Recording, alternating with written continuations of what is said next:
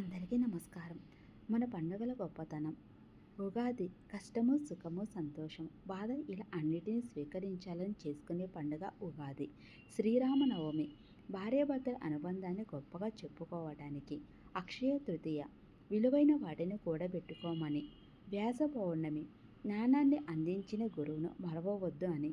నాగుల చవితి ప్రాణాల్ని తీసేదైనా సరే తోటి జీవులను ప్రేమగా ఆదరించమని.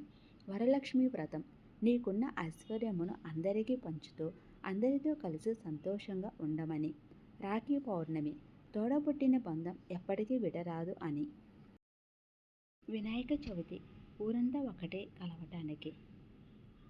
పితృ అమావాస్య చనిపోయిన వారిని ఎప్పటికీ మరొక అని చెబుతూ.